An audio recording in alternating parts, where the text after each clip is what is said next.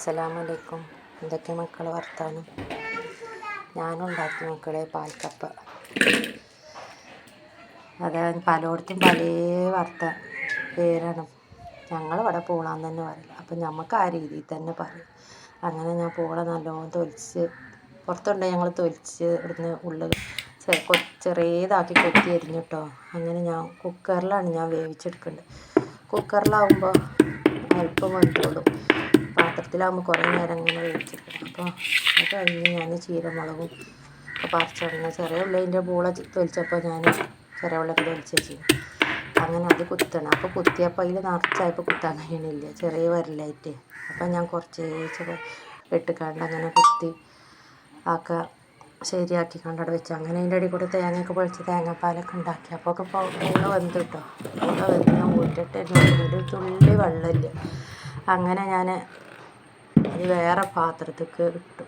വെള്ളം തീരെ വെച്ചാൽ വെള്ളം നല്ല വറ്റി, എന്നാലും അടി പിടിച്ചതും ഇല്ല, നല്ലൊരു പാകത്തിന് കിട്ടും. അങ്ങനെ ഒക്കെ വേറെ പാത്രത്തേക്ക് ഒഴിച്ചിക്കാണ്ട് ഞാൻ നല്ലോണം കുത്തി എടുക്കുക. എന്നിട്ട് ഞാൻ ചെറിയ ഉള്ളിയും വെളുത്തുള്ളിയും ചീരമുളകും കൂടി ചതച്ച് വെച്ചിട്ടുണ്ടല്ലോ, അത് അതിൽ നല്ലോണം ഇളക്കിക്കാണ്ട് ആദ്യം കുറച്ച് തേങ്ങാപ്പാൽ പാർന്നിട്ടോ.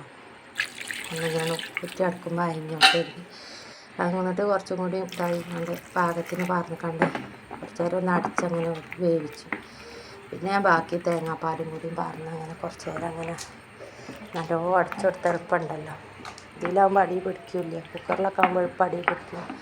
അങ്ങനത്തെ ചട്ടിയിലാകുമ്പോൾ എളുപ്പം അടി പിടിക്കില്ല. അങ്ങനെ ഞാൻ ചെറിയ ഉള്ളി ആദ്യം ഇട്ടുകൊണ്ട് മൂപ്പിച്ചെടുത്ത് അത് കുറച്ച് ചുവന്നാര കുറച്ച് കടുക് ഇട്ടു കേട്ടോ. കുറച്ച് ചുവന്ന മുളകും ഇട്ടുകൊണ്ട് നല്ലോണം വറുത്തെടുത്ത് ഞാൻ അതിൻ്റെ ഇടയിൽ കൂടെ ഞാൻ കറിവേപ്പില പറിച്ചാനൊക്കെ പോയി. അത് കുറഞ്ഞ തീയിലിട്ടുകൊണ്ട് അങ്ങനെ അതാകുമ്പോൾ ഇതൊക്കെ പാകമായി കറിവേപ്പില ഇട്ടുകൊണ്ട് അതിൽ തൂങ്ങിച്ചൊഴിച്ചാണ്. അങ്ങനെ അതൊക്കെ പാകത്തിന് റെഡി ആയിട്ടോ. അതാ കണ്ടില്ല. അപ്പം ഞാൻ വൈകുന്നേരത്തിനാണ് ഉണ്ടാക്കിയിട്ടുണ്ട്.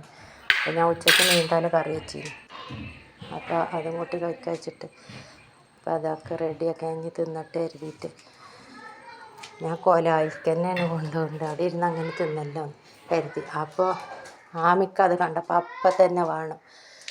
അപ്പോൾ ഓളത് തിന്നണ തരാതിരിക്കുക. ഓൾക്ക് അങ്ങനത്തെ നല്ല ഇഷ്ടം കേട്ടോ. അങ്ങനെയൊക്കെ തിന്നും. ചോറൊക്കെ കഴിക്കാൻ മടി അവൾക്ക്. അപ്പം അങ്ങനെ അത് തിന്നുകൊണ്ടിരിക്കണം.